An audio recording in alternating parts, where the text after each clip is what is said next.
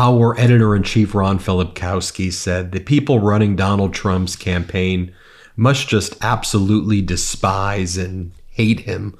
Like, they must be putting him in the McDonald's outfits or dressing him up like a garbage man and having Donald Trump's kids dress in garbage all over their body. Like, they must just absolutely detest the Trumps, and they're doing this right. But then you realize that the head of this whole campaign apparatus is Lara Trump, who has spent most of the campaign promoting her music career with her terrible voice. I'm only going to play you a short version of this, but this is what she's doing. You can't make this stuff up. Here, play this clip. Well, I won't back down. No, I won't back down. You can stand me up at the gates of hell, but I won't back down. And there's more to come. Let's talk about the mood right now in the Trump campaign as we're recording this. A great scoop that was just reported on by The Independent. He's realizing that he could lose. Vice President Kamala Harris, people are confident. The Trump campaign is panicking. One Republican operative who has worked with Trump's campaign in the past said it's clear that Trump is decompensating in response to the late Harris surge. He's realizing that he could lose the election, go to prison, and maybe even die in prison. Tim Alberta, who's got some great sources within the Trump campaign itself, writes, "My comments on CNN and MSNBC this evening, yes, there are Trump staffers who no longer much care whether he wins or loses.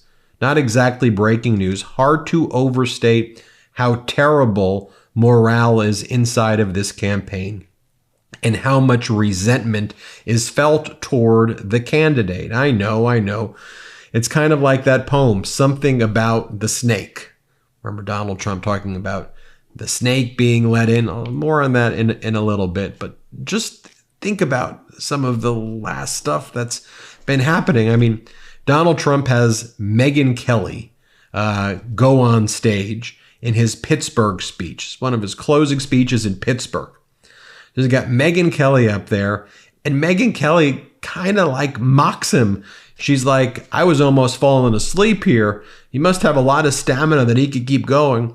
I mean, and she's there in the crowd here. Watch this. Here, play the clip. Hi, everybody. Hey, it's great to see you. Can you believe this guy?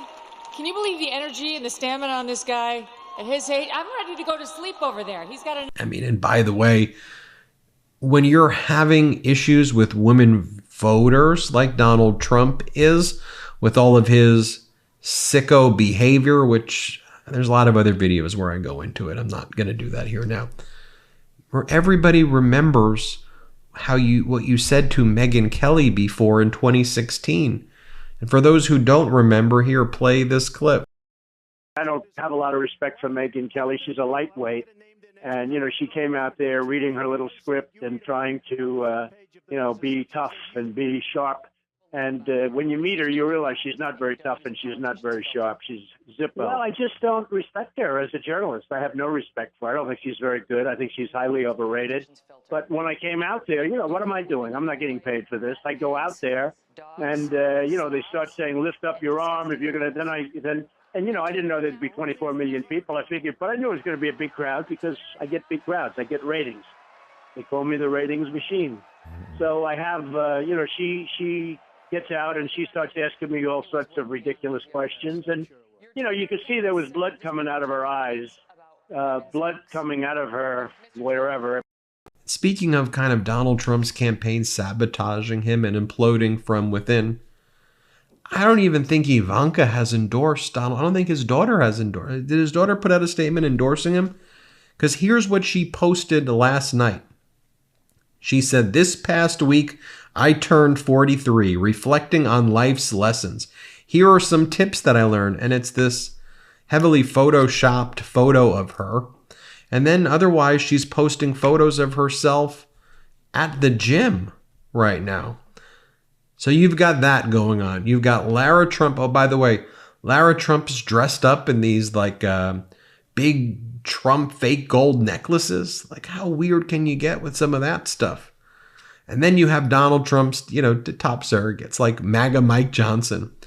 So MAGA Mike is like the Pied Piper of reminding voters about Donald Trump's Project 2025 plans, just going place to place to place, reminding him and putting his foot in his mouth. Like here, MAGA Mike Johnson says, look, me and Donald, we're going to take away your health care. We have the plan on day one. So don't you worry. No more Obamacare, which is the Affordable Care Act. We're going to get rid of it. He goes, we're going to put a blowtorch on it. He's going to blowtorch your health care. What a great campaign closing message. You're going to blowtorch we the people, our health care?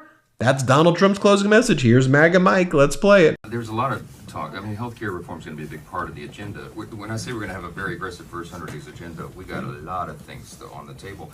But healthcare, it's the secret. It's the secret. Healthcare reform is not a secret. There's some really important ideas on the table, and we have a docs caucus, the physicians who serve in the House, and they've got a menu of options about this thick. And I think this is part of it, because if you take government bureaucrats out of the healthcare equation and you have doctor-patient relationship, it's better for everybody, more efficient, more effective. That's the free market. Trump's going to be for the free market. You heard a little sample of that last night. We want to take a blowtorch to the regulatory state, okay? Yeah. I mean, these agencies have been weaponized against the people, and it's crushing the free market. It's like a boot on the neck of job creators and entrepreneurs and risk takers. And so healthcare is one of the sectors, but we need this across the board, and Trump's going to go big. I mean, he's only going to have one more term, right? Can't run for re-election. And so he's going to be thinking about legacy, and we're going to fix all these things. And, no Obamacare? No Obamacare. Yeah, the ACA is so deeply ingrained. We need massive reform to make this work, and we got a lot of ideas on how to do that. Oh, that's MAGA Mike Johnson there.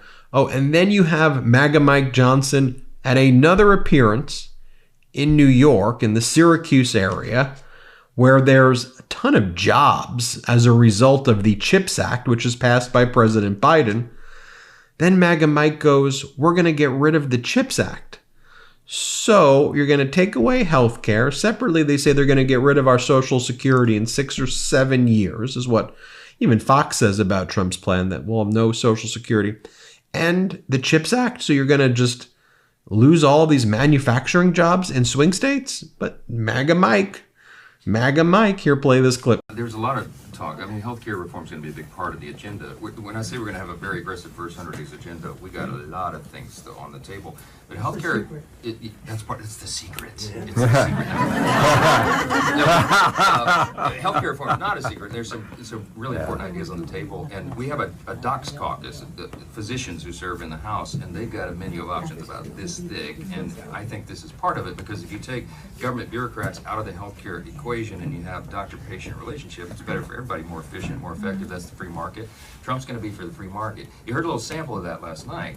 We want to take a blowtorch to the regulatory state, okay? Yeah. I mean, these agencies have been weaponized against the people, and it's crushing the free market. It's like a boot on the neck of job creators and entrepreneurs and risk takers.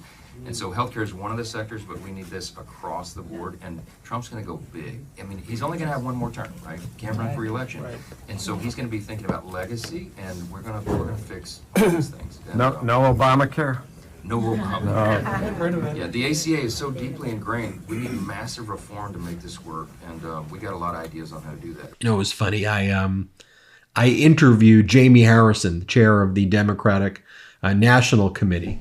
DNC Chair Jamie Harrison, he previously told me when Lara Trump announced that she was going to spend all of the money on Trump's legal fees, he goes, Lara, go for it. Here, play this clip. You think paying for President Trump's legal bills is something that is of interest to Republican voters? Absolutely. That's why you've seen a GoFundMe get started. That's why people are furious right now, and they see the attacks against him. They feel like it's an attack not just on Donald Trump, but on this country. Your response. I don't know if you all know, I am the #1 supporter of Lara Trump. I never thought I could find somebody who I wanted to be the RNC chair more than Ronna McDaniel, but I now have found that in Lara Trump. I want her to spend every single penny they get into Donald Trump's legal fees. Go, Lara, go. You are so fantastic. Your vision is so great. Spend it all on his legal fees. Just spend it all. And in the meantime, I'll spend all the money that we have on building the infrastructure. Continue to have the biggest voter protection program that we've ever had, making sure that our state parties are funded so that they can get the message out on how Democrats have delivered. I'll do the things that a party should be doing instead of spending money on legal fees or books or whatever. And just like that, a rare moment of bipartisanship here on the Midas Touch podcast, with Chair Jamie Harrison and Lara Trump agreeing to the same mission, that Lara Trump should spend all the RNC money, every single penny, as Lara Trump says, on Donald Trump. I love to see that sort of bipartisanship here, Chairman Harrison, on the show. That was about a year ago in my interview with Jamie Harrison. But just take a look right now over the final 48-hour contribution report. You see Vice President Kamala Harris, $4 million, almost $5 million in the past 48 hours. Donald Trump, $19,000. Donald Trump has only raised $19,000 in the past 48 hours from those donations of $1,000 and more right there. Wild, wild stuff. And then you've got, his lawyer, who's now his top surrogate, Alina Habba. Then she goes out and she reminds everybody, Epstein list. Let's get that Epstein list. Here, play the clip. How about that Epstein's Island list? I want to see that list. So great, Alina. While the corporate media is too much of a coward to cover Donald Trump's Jeffrey Epstein connections, thank you for opening the door so you could remind people that Donald Trump and Epstein were best friends, that Donald Trump travels on Epstein's jet even right now.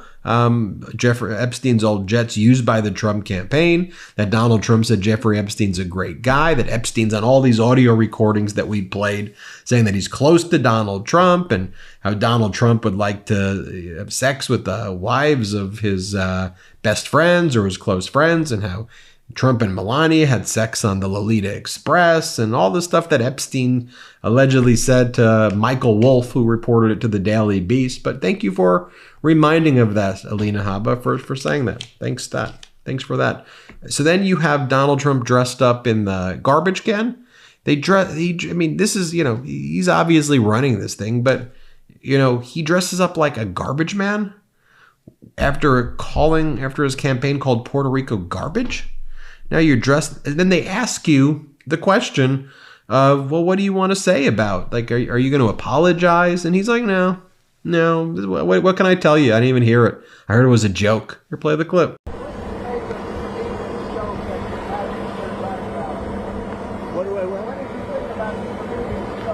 I don't know anything about the comedian. I don't know who he is. I've never seen him.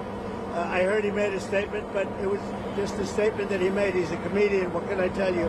I know nothing about him. I don't know why he's there. You put comedians up, and I guess he went on earlier in the show. I don't know who he is. And by the way, just like the way he looks is just absolutely ridiculous. It's just ridiculous stuff right there. Now, you just take a look too at the campaigns. I loved when Vice President Kamala Harris last week put out this side by side. Her campaigns and his campaign, her rallies and his rallies. Here, play this clip right here. Oh, and then he's got to give a shout out to his buddy, J.D. Vance, his running mate, who decides yesterday to call Vice President Kamala Harris trash. Here, play this clip.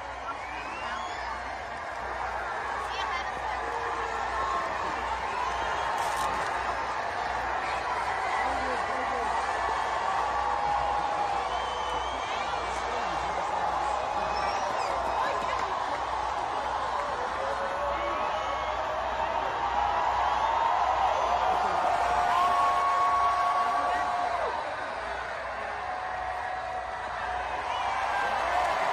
Oh, and then he's got to give a shout out to his buddy, J.D. Vance, his running mate, who decides yesterday to call Vice President Kamala Harris trash. Here, play this clip. And in 2 days, we are going to take out the trash in Washington, D.C., and the trash's name is Kamala Harris. Oh, and here's one of the best final moments here when Donald Trump wants to refer to certain women either in the audience or that he's seen as beautiful. He wants to be very creepy. And you'll see Donald Trump like attack his own campaign manager, Susan Wiles. And you see how low the morale must be right there. And he's like, I want to call her beautiful. Can I do that, Susan? Are you going to let me call her beautiful? I can't call women beautiful during my speeches. Play the clip. Of course, she was from Italy. Beautiful young lady, which I'm not allowed to say. You can't say beautiful, so I'll take beautiful. But she was a beautiful young... In politics, you're not allowed to call a woman beautiful anymore. It's the end of your career. So please delete the word beautiful. Thank you very much. Well, 60 Minutes deleted the whole damn answer. What? So I'm allowed to do that, aren't I, Susan Wiles? But America... Strange stuff here, folks. Well, make sure you vote. Make sure you've got a plan. I'll keep you posted. There you have it. Thanks for watching. Love this video? Make sure you stay up to date on the latest breaking news and all things Midas by signing up to the Midas Touch newsletter at MidasTouch.com/newsletter.